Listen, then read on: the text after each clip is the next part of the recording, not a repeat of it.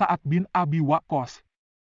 Nama lengkapnya Sa'ad bin Malik ibnu Uhaib ibnu Abdu Manaf Az-Zuhri, biasa dipanggil Abu Ishaq, dan digelari Faris al-Islam.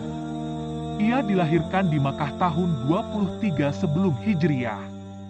Ia bertubuh pendek, perutnya besar, lehernya panjang, jari-jari tangannya keras, dan rambutnya keriting. Ia adalah paman Rasulullah dari pihak ibu. Ia termasuk orang yang mula-mula masuk Islam dan saat itu ia baru berusia 17 tahun. Setelah saat masuk Islam, ibunya mogok makan dengan tujuan agar saat murtad dari agama barunya.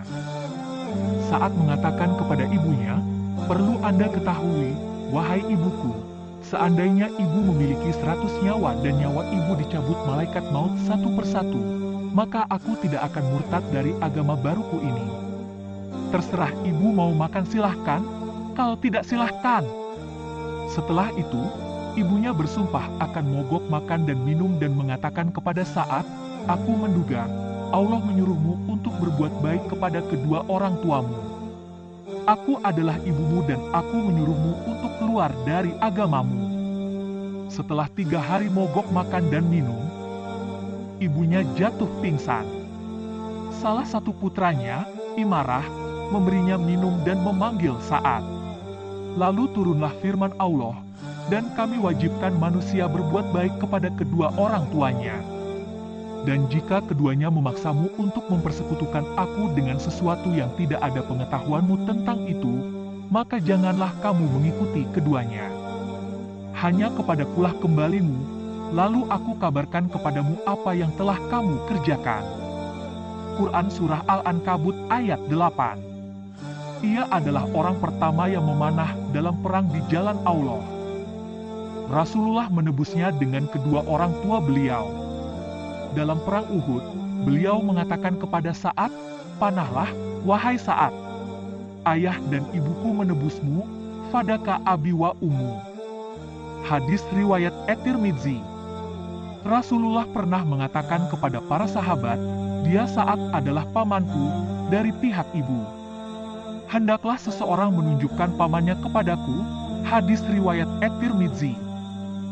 Rasulullah pernah berdoa untuk Sa'ad dan berkata, "Ya Allah, kabulkanlah doa Sa'ad bila ia berdoa kepadamu." Hadis riwayat At-Tirmidzi. Suatu hari, Sa'ad melihat seorang laki-laki yang mengejek Ali bin Abi Thalib, Tolhah, dan Zubair. Sa'ad melarangnya, tapi tidak diindahkan.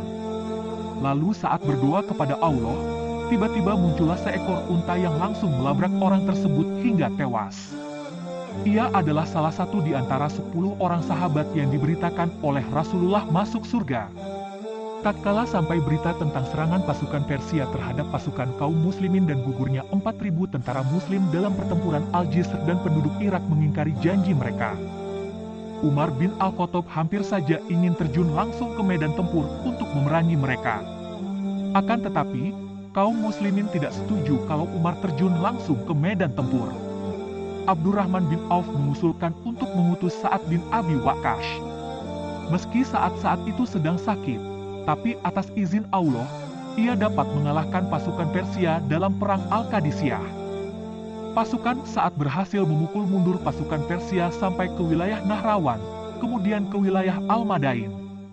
Ia pernah diangkat menjadi gubernur wilayah Irak. Akan tetapi, penduduk Kufah mengadu ke Umar bahwa Sa'ad tidak cakap dalam mengimami sholat. Umar memanggil Sa'ad untuk pulang. Setelah bertemu dengan Umar, Sa'ad menceritakan bahwa ia mengimami sholat mereka seperti cara Rasulullah mengimami sholat. Sesudah itu, ia menolak ditugaskan kembali menjadi gubernur Irak. Dalam perang Al-Madain, pasukan yang dipimpinnya menyeberangi sungai Eufrat. Ketika mereka turun ke sungai dengan kendaraan tunggangan mereka, Sa'ad menyuruh mereka untuk mengucapkan, "Kami meminta pertolongan kepada Allah dan bertawakal kepadanya. Cukuplah bagi kami Allah sebagai wakil. Tidak ada daya dan kekuatan selain daya dan kekuatan dari Allah yang maha tinggi lagi maha agung." Setelah itu mereka berjalan di atas sungai seperti halnya mereka berjalan di darat. Ia adalah salah satu di antara 6 orang yang ditunjuk oleh Umar untuk memilih salah satu di antara mereka menjadi khalifah sepeninggalnya.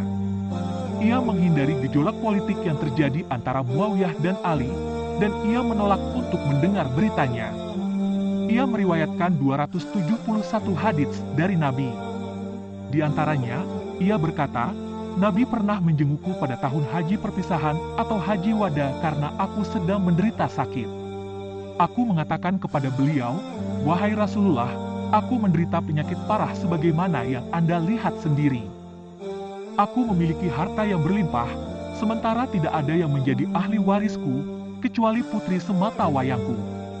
Bolehkah aku menyedekahkan 2/3 dari hartaku? Tidak, kata Nabi. Bolehkah aku menyedekahkan separohnya?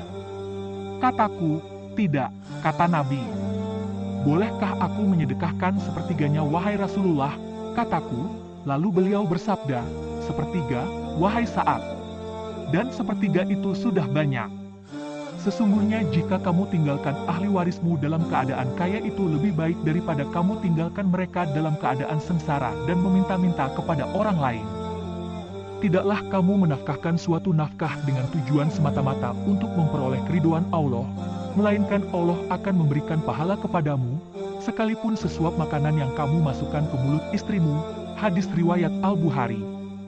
Ia kehilangan penglihatan di akhir hayatnya.